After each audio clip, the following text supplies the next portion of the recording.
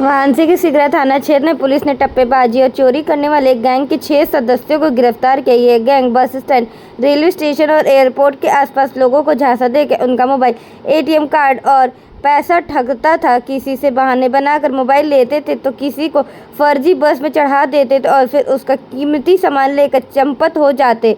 इन पर अलग अलग तारीखों में कई मुकदमे दर्ज थे, जिसमें लाखों रुपए की ठगी की गई थी।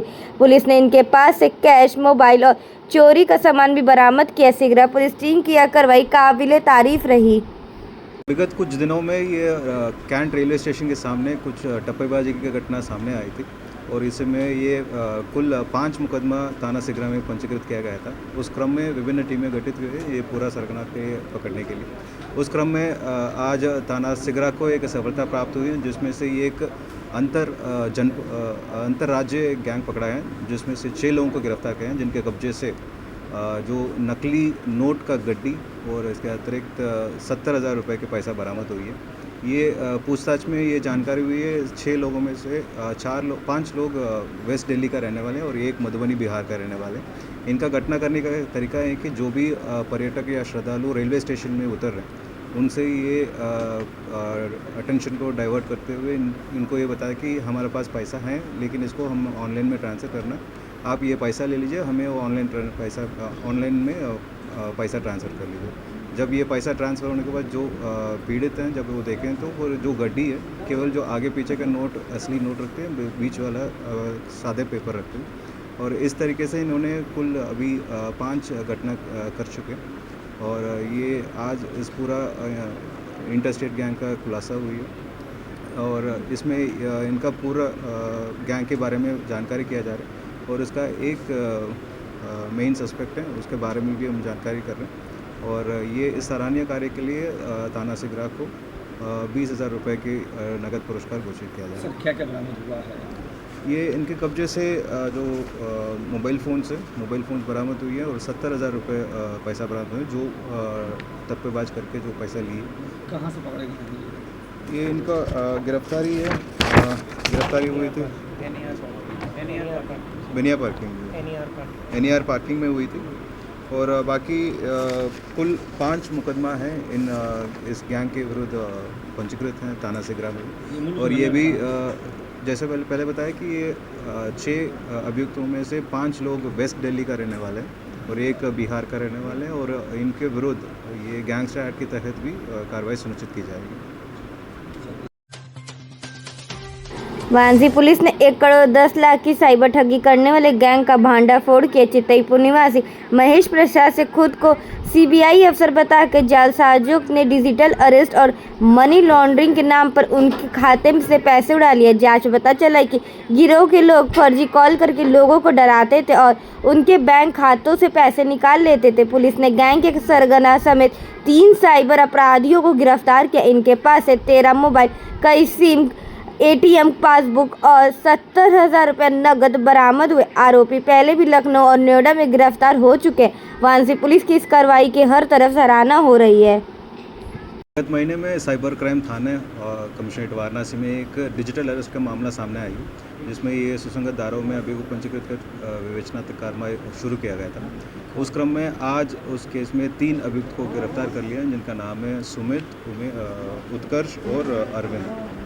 इन तीनों को गिरफ्तार कर लिया, जिनके कब्जे से total 8 mobile phone, 13 SIM card, 7 ATM, 1 chequebook और 4 पासबुक भी मिले। इसके अतिरिक्त 70,000 रुपये का नगद भी बरामद किया गया। ये उल्लेखनीय बात है कि ये उस डिजिटल अरेस्ट मामले में वादी के साथ ये साइबर सीबी ऑफिसर बन के एक डिजिटल अरेस्ट का मामला सामने था, जिसमें से 1 करोड़ 10 लाख रुपए की ठगी हुई थी और ये विभिन्न बैंक में ये अभी पैसा होल्ड भी किया गया है और बाकी इनका पूरा नेटवर्क के बारे में ये डिटेल्स प्राप्त किया जा रहा है। और ये उल्लेखनीय बात ये भी है कि ये पूर्व में भी ये ये अरविंद पूर्व में भी 2 बार साइबर क्राइम मामले में जेल जा चुके हैं। और दूसरा ये सुमित जो गोरखपुर का रहने वाला है, ये ऑलरेडी मर्डर के मामले में 1 बार जेल जा चुके हैं। और इनका पूरा नेटवर्क के बारे में पूरा डिटेल्स खंगाला जा रहे हैं। और ये इसके अतिरिक्त जो इनका मेन रोल है इस घटनाक्रम में, ये फर्जी सिम कार्ड्स लेके और फर्जी अकाउंट खुलवाना और म्यूल अकाउंट संचालन करने में इन लोगों का मैक्सिमम योगदान रहा है। और बाकी इनका पूरा नेटवर्क के बारे में खंगाला जा रहा है। आईपी डिटेल्स और सारी चीज़ कलेक्ट करके अग्रिम विधिक कार्रवाई सुनिश्चित की जा रही है। वाराणसी के चितईपुर में पुलिस ने एक युवक को गिरफ्तार किया जो खुद को सेना का अफसर बताकर मैट्रिमोनियल साइट पर लड़कियों से दोस्ती करता था और फिर उनसे लाखों की ठगी करता था। आरोपी का नाम दलाई उपल है और वह तेलंगाना का रहने वाला है। उसने एक बैंक में काम करने वाली युवती जोसेफ नाम से शादी की थी, लेकिन जब महिलाओं को फर्जी दस्तावेज मिले तो उसका झूठ पकड़ा गया। पुलिस को उसके पास से फर्जी सेना का ID कार्ड, वर्दी, मेडल, नकली पिस्तौल और प्रिंट मशीन मिली है। पूछताछ में उसने बताया कि वह अब तक 25 लड़कियों को ठग चुका है। चितईपुर थाना में उसके खिलाफ कई धाराओं में केस दर्ज किया गया है। थाना चितईपुर को एक बड़ी सफलता प्राप्त हुई है, जिसमें से एक व्यक्ति को गिरफ्तार कर लिया जो फर्जी NSG कमांडो या आर्मी ऑफिसर बन के महिलाओं के साथ धोखाधड़ी करता है। और ये इसका घटना करने का तरीका है कि ये एक फर्जी ID बनाता है इधर शादी.com में या मैट्रिमोनियल वेबसाइट्स में, और मैट्रिमोनियल वेबसाइट में से महिलाओं को अपने जाल में फंसाता है। और इनको भरोसा जीतने के लिए ये खुद को बताते हैं कि मैं NSG कमांडो हूँ और आर्मी में मैं एक सीनियर ऑफिसर हूँ। और इसके लिए इन्होंने विभिन्न ID कार्ड्स भी क्रिएट किया गया था। और इसका ID बनाने के लिए जो साधन उपयोग होता था, जो रॉ मटेरियल्स हैं, पेपर प्रिंटिंग मटेरियल्स, प्रिंटर्स, ये सारी चीज़ बरामद हुई है। और इसके अतिरिक्त ये भी जानकारी में प्राप्त हुई थी, अब तक इन्होंने कुल 25 से ज़्यादा महिलाओं के साथ ऐसे घटना कर चुके हैं। और लगभग 40 लाख के आसपास इन्होंने पैसा उन महिलाओं से पैसा अपना अकाउंट में ट्रांसफ़र भी करा चुके हैं। ये विगत 5 सालों से ये काम कर रहे हैं। ये तेलंगाना पुलिस से भी जानकारी प्राप्त हुई। इनके विरुद्ध एक मुकदमा भी लिखा गया NTPC थाना जनपद पेड्डापल्ली में। और इसके अतिरिक्त ये 2019 में इसका मिसिंग भी वहाँ दर्ज है। और ये संबंधित थाने से भी हमने जानकारी कर ली और इनको अवगत भी कराया कि जो मिसिंग है यहाँ हमने इसको अरेस्टिंग किया गया। और बाकी इनका पूरा बैंक अकाउंट्स और बाकी डिटेल्स ये खंगाला जा रहे हैं। और साथ ही साथ इनका मोबाइल फ़ोन का भी पूरी तरीके से जानकारी की है। इसमें जिन महिलाओं से ये बात करता था और उनका जो चैटिंग वगैरह है वो भी हमको प्राप्त हुई है। और इनका पूरा घटना करने का उद्देश्य यही है कि महिलाओं को और लड़कियों को अपने जाल में फंसा के उनसे पैसा कमाने की। क्या लगता है सर, जो है ऐसे व्यक्ति को जो है इस मुकदमा होंगे जी, मुकदमा कैसे लिखा जाएगा? ये बेसिकली एक एप्लीकेशन हमें प्राप्त हुई थी जो ये एक महिला के साथ शादी की है। और उन महिला ने ये बताया कि हम ये जो शादी है लीगल करना है, हमें डॉक्यूमेंट्स की ज़रूरत है। और पिछले 2-3 सालों से ये डॉक्यूमेंट्स पूछ रही थी, लेकिन उन्होंने दिया नहीं। उस शक में इन्होंने थाना चितईपुर में कंप्लेंट किया कि ऐसे मेरे को।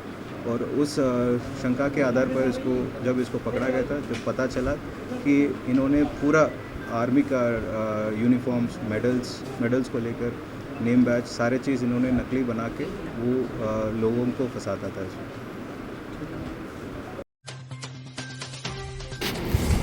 काशी में भी तेज बारिश ने नगर निगम की पोल खोल दी। दावे थे कि सीवर और नालों की सफाई हो चुकी, लेकिन हकीकत कुछ और निकली। दशरथपुर में थाना समेत कई इलाकों में घुटने तक पानी भर गया। लोग कीचड़ और पानी में चलकर जरूरी सामान लेने मजबूर दिखे। श्रद्धालुओं को भी भारी दिक्कतें हुई। मुख्यमंत्री योगी आदित्यनाथ और नगर विकास मंत्री के साफ निर्देश के बाद भी सफाई की हकीकत सामने आ गई। अब सवाल ये है, क्या सिर्फ दावे करने से काम चलेगा या जमीन पर भी कुछ बदलेगा? नरेंद्र मोदी के संसदीय क्षेत्र। अपना नाम परिचय बता दें। मेरा नाम रमेश कुमार। रमेश जी, क्या की दुकान है? हमारी जनरल स्टोर की दुकान है। क्या समस्या आ रही है यहाँ पे? समस्या ये है कि 1 घंटा पानी बरसा और 5 घंटे में अभी तक निकासी नहीं हुई।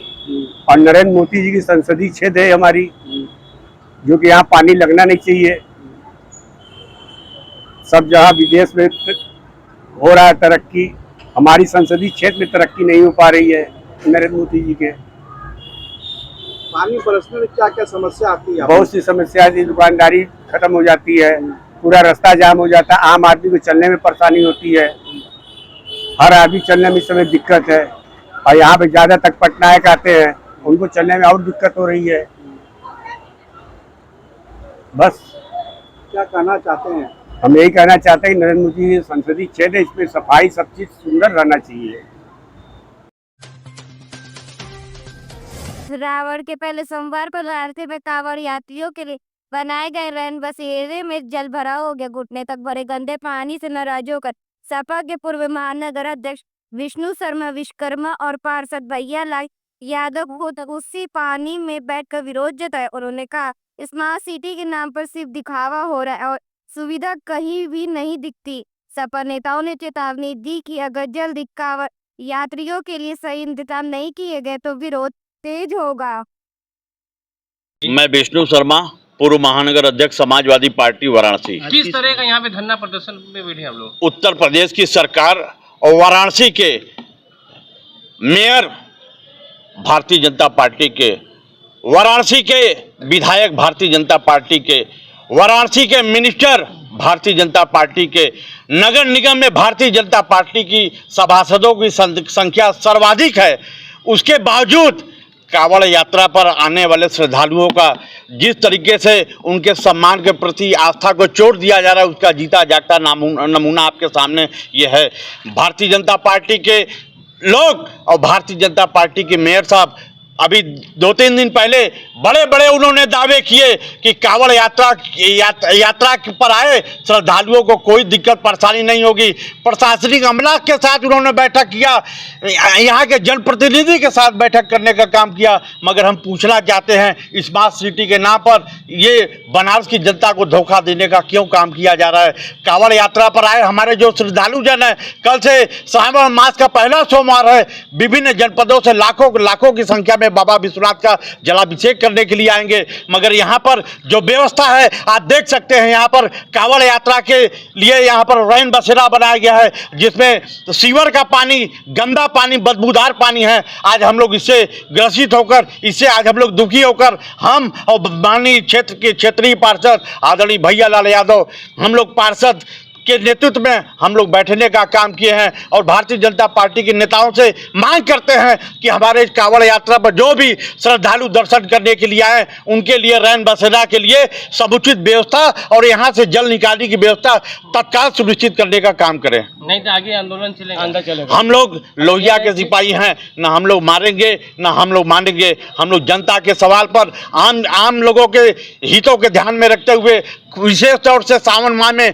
कांवड़ यात्रा पर आए श्रद्धालुओं को कोई परेशानी ना हो, उसको दृष्टिगत ध्यान रखते हुए हम लोग अगर सड़क पर बैठना होगा तो हम लोग सड़क पर बैठकर आवाज़ बुलंद करने का काम करेंगे। बात किया जाए कि लगातार में बनारस, इसको लेकर क्या कहेंगे? यहाँ पर भारतीय जनता पार्टी के लोग सिर्फ मीडिया के सबक बड़ी बड़ी बातें करते हैं और सच्चाई आपके सामने ये है, कोई झूठी बात नहीं है। ये जो पानी, सीवर का पानी, गंदा दूषित पानी है, इसमें आके कांवड़ यात्री अगर आके बैठेंगे तो निश्चित रूप से उनके स्वास्थ्य खराब होंगे और बीमार पड़ जाएंगे।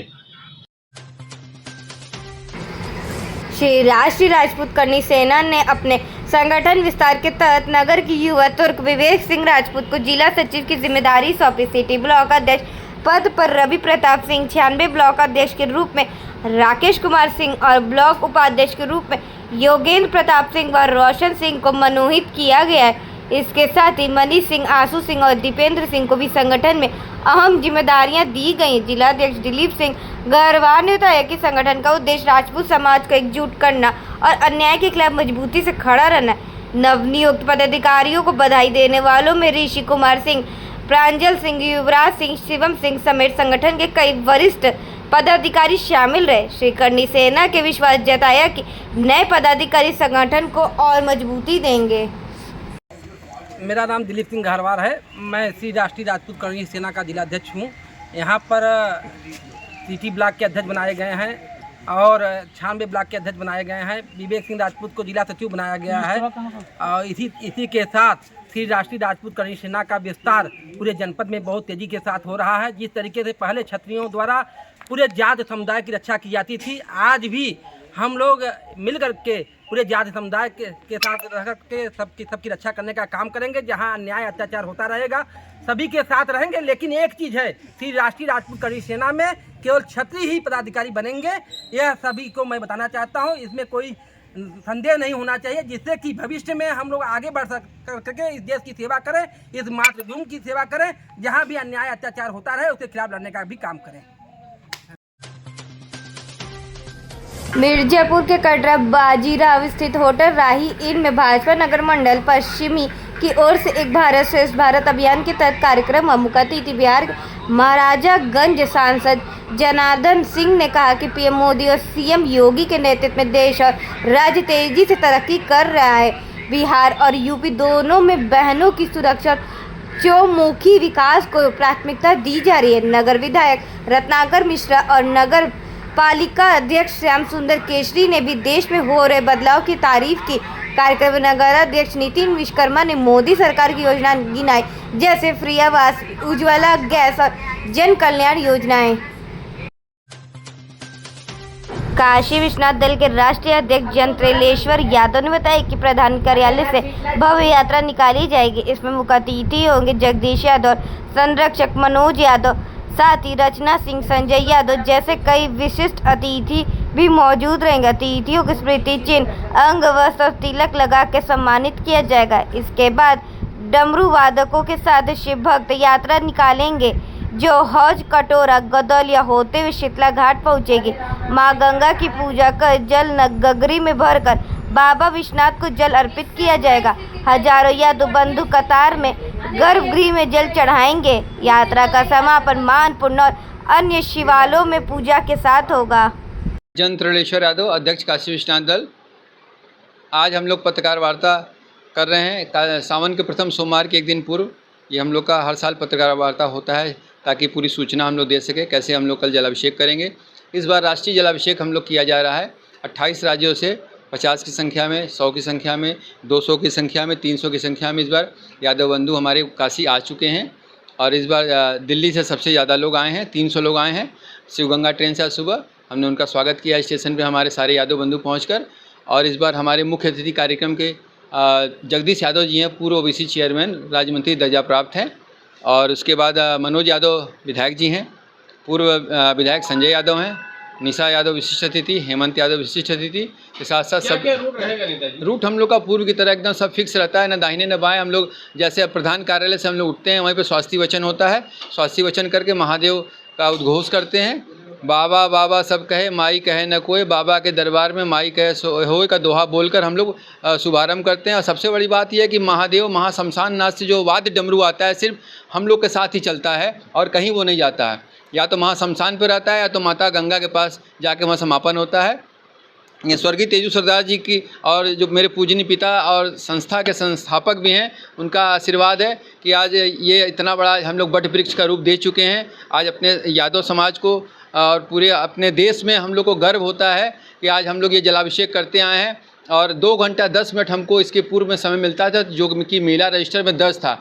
लेकिन कोरोना काल से 2019 से 5 हो गया, 5 के बाद फिर 5 हो गया, 20 में फिर 21 में हो गया। ऐसे करते करते आज स्थिति ये हो गई कि आज हम लोग 21 की संख्या में सीमित हो गए हैं। इस बात का कहीं हम लोग को कष्ट भी है, लेकिन क्या करें, यहाँ शासन प्रशासन और देश की व्यवस्था को देखते हुए हम लोग कार्य कर रहे हैं कि कभी भी अपने भक्तों को जो देश से आए, बाहर से आए, दर्शन करें, उनको कोई तकलीफ़ नहीं होना चाहिए। हम लोग तो यहीं के हैं, हम लोग तो यादव समाज का जलाभिषेक करते चले आए हैं और हम लोग करते रहेंगे। और यहाँ के मुख्य कार्यपालक अधिकारी महोदय एसडीएम के साथ हम लोग हैं, कंधे से कंधा मिलाकर चलते हैं। उन्होंने जैसे कहा है, हम लोग का यही उद्देश्य है कि किसी को दिक्कत ना हो। और हम लोग का जलाभिषेक जैसे करते हैं, जैसे पूर्व की आती पिछले साल जैसे हम लोगों ने गर्भगृह में किया था, वैसे इस बार भी गर्भगृह में जाके जलाभिषेक करेंगे। अध्यक्ष जी, लगभग आपके साथ कितनी भीड़ रहेगी? हजारों की संख्या रहती है। और ये जन सैलाब उमड़ पड़ता है यादवों का, वो सभी लोग कतारबद्ध में होकर चलते हैं नियमानुसार, कोई दिक्कत न हो। शासन व्यवस्था में इस बार हमने डीजीपी महोदय राजीव कृष्णा जी को पत्र भेज दिया है। माननीय सांसद जी ने भी बात किया है इस पर, और सुरक्षा की व्यवस्था पुख्ता रहेगी, कहीं से कोई दिक्कत पिछले बार की तरह नहीं होगी। काशी हिंदू विश्वविद्यालय के आईईएसडी विभाग के रिसर्च स्कॉलर नाजुक बहसीन की मौत ने सभी को झकझोर दिया। 2 दिन तक ससुंदर अस्पताल के इमरजेंसी में चक्कर काटने के बाद डॉक्टर ने सही जांच नहीं की, उसे बस ORS और पैरासीटामोल देके घर भेज दिया गया, जबकि उसे हरी उल्टी की गंभीर शिकायत थी। कल देर शाम उसके अस्पताल में मौत हो गई। आज छात्रों ने MMV तिराहे पर श्रद्धांजलि सभा की और व्यवस्था के खिलाफ विरोध दर्ज कराया। छात्र नेता सत्यनारायण सिंह और पुनीत मिश्रा ने कहा, यह सिस्टम लापरवाही से एक बहन की जान गई, अब न्याय के लिए बड़ा आंदोलन होगा। पुनीत मिश्रा नाम है। विश्वविद्यालय की जर्जर चिकित्सा व्यवस्था विगत कई महीनों से विश्वविद्यालय के संज्ञान में हम ला रहे हैं। आए दिन विश्वविद्यालय में चाहे वो छात्र हो, छात्रा हो या अन्य कोई मरीज हो, आए दिन कोई ना कोई घटना विश्वविद्यालय चिकित्सा संस्थान की लापरवाही से हो रही है। आज कल की रात एक घटना हुई जिसमें विश्वविद्यालय की एक छात्रा चिकित्सा व्यवस्था के अभाव पर मृत्यु हो जाती है और विश्वविद्यालय की तरफ से कोई अधिकारी कोई वहां पे जाके मौके पर नहीं जाता है। डिप्टी चीफ डॉक्टर जाते हैं, वह भी किस तरीके की भाषा इस्तेमाल कर रहे हैं वह भी सोचने का विषय है। आज का सवाल यह है कि आखिर विश्वविद्यालय में विद्यार्थियों का अभिभावक, विश्वविद्यालय में हमारा अभिभावक कौन है, यह सुनिश्चित करने का समय है। और अगर यह सुनिश्चित है तो क्यों जो छात्रा आज मृत हो गई उसको चिकित्सा व्यवस्था नहीं मिलती और वह मृत हो गई। जी क्या मांग करते हैं आप? मांग यही है कि इसमें जो भी जिम्मेदार लोग हैं, वार्डन, चिकित्सा अधीक्षक, डायरेक्टर, छात्र अधिष्ठाता, जो भी अधिकारी हो उसकी SIT जांच हो। छात्रा की मृत्यु पे जो लोग जिम्मेदार है उसकी हेल्थ डायरी, उसको क्या इलाज मिला क्या नहीं मिला, ये सब जांच का विषय है। जांच होना चाहिए और जिम्मेदारों को सजा होनी चाहिए। अभी तक कोई स्पष्टीकरण प्रशासन की तरफ से आया है कि आखिर ये घटना क्या थी? अभी तक विश्वविद्यालय प्रशासन की तरफ से कोई नहीं आया, मुझे अभी तक जानकारी नहीं है। आगे हम लोग विश्वविद्यालय प्रशासन से इस विषय पे भी बात करेंगे कि आखिर विश्वविद्यालय सुनिश्चित करे कि विश्वविद्यालय में छात्रों का अभिभावक कौन। डॉक्टरों से आप लोगों ने बात की? अभी हमारी किसी से कोई ऐसी बातचीत नहीं हुई। यहाँ के बाद हम लोग जाएंगे और संबंधित अधिकारियों से बातचीत करेंगे। अगर आप मांगे नहीं मानते, हमारी मांगे मानी जाए या ना मानी जाए, छात्रा के लिए हम न्याय की लड़ाई लड़ेंगे और पहले भी लड़ते आए हैं, आगे भी लड़ते रहेंगे। वाराणसी के काशी हिंदू विश्वविद्यालय स्थित शताब्दी भवन में आज भारत विकास परिषद काशी प्रयांत उत्तर मध्य का 63वां स्थापना दिवस उत्सव के साथ मनाया गया। मुख्य अतिथि रहे पद्म विभूषण पंडित देवी प्रसाद द्विवेदी। परिषद के महामना अध्यक्ष नीरज वर्मा ने बताया कि इस कार्यक्रम में काशी प्रांत की 30 से ज़्यादा शाखाएं शामिल हुई। पिछले 25 सालों से सेवा में जुटे सदस्यों का सम्मान भी किया गया। परिषद गरीब बच्चों को कॉपी, किताब, पेंसिल, सिलाई मशीन और प्रशिक्षण दे के समाज सेवा में लगातार काम कर रही है। इसके साथ ब्लड डोनेशन जैसे कार्य भी समय समय पर किए जाते हैं। मैं महामना अध्यक्ष नीरज वर्मा, महामना शाखा भारत विकास परिषद महामना शाखा के अध्यक्ष हैं। स्थापना दिवस से क्या कहेंगे? भारत विकास परिषद का 63वां स्थापना दिवस मनाया जा रहा है, जिसमें हमारे काशी प्रांत की 30 शाखाएं हैं। 30 शाखाएं अपने उससे यहाँ पे भाग ले रही हैं और हम लोग इसको बहुत ही उत्साह के साथ मना रहे हैं परिषद की यात्रा को। और इसमें आज हम लोग जो भारत विकास परिषद के 25 साल से मेंबर हैं, आज हम लोग उनका भी अभिनंदन करेंगे और बाकी यहाँ के 5 सूत्री जो कार्यक्रम है उस पर भी हम लोग आगे कार्य कैसे करें उस पर भी विचार विमर्श होगा। जो ये सारी चीज़ें हैं। मुख्य अतिथि कौन है? आज के मुख्य अतिथि हमारे पद्म विभूषण श्री पंडित देवी प्रसाद द्विवेदी जी हैं, जो है आज वही आने वाले हैं, आ रहे हैं। 63वां स्थापना दिवस है तो क्या क्या कार्य आज होंगे? आज जो लोग भी 25 साल से यहाँ पे मेंबर हैं या उससे अधिक हैं उनका अभिनंदन किया जाएगा और आगे की कार्य योजना पे विस्तृत विचार किया जाएगा कि हम लोग आगे और कैसे बढ़ें। तो सर, भारत विकास परिषद को अगर कम शब्दों में जाना जाए तो समाज के लिए क्या क्या कार्य करता है? समाज के लिए देखिए, ये आपके सेवा के जितने भी कार्य हैं, जैसे कोई आत्मनिर्भर बनाना और लोगों को जो है ये सिलाई प्रशिक्षण वगैरह दे करके आत्मनिर्भर बनाया जाता है। स्वास्थ्य शिविर लगाया जाता है, पौधारोपण, पर्यावरण का कार्य किए जा रहे हैं।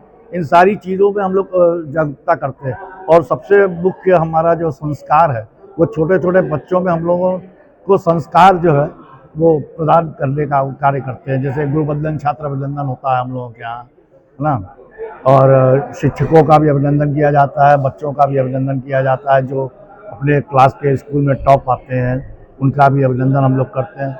जो उस स्कूल के बेस्ट टीचर होते हैं उनका भी हम लोग अभिनंदन करते हैं।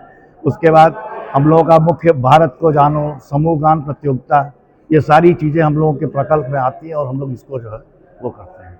और सावन का महीना चालू हो गया, कल प्रथम सोमवार है, तो भारत विकास परिषद की तरफ से हमारे दर्शकों को कोई संदेश आप लोग की तरफ से? मैं तो यही कहना चाहूँगा कि भाई सभी लोग उत्साह के साथ सावन को मनाएं और हम लोग सावन में जितनी भी शाखाएं सब अपने अपने जगह रुद्राभिषेक वगैरह का आयोजन करती रहती हैं। समाज सेवा जो कांवड़िया लोग हैं उनके भी सेवा में जगह जगह कैंप लगाते हैं हम लोग सावन में। इसी तरीके का कार्य हम लोग करते रहते हैं जी।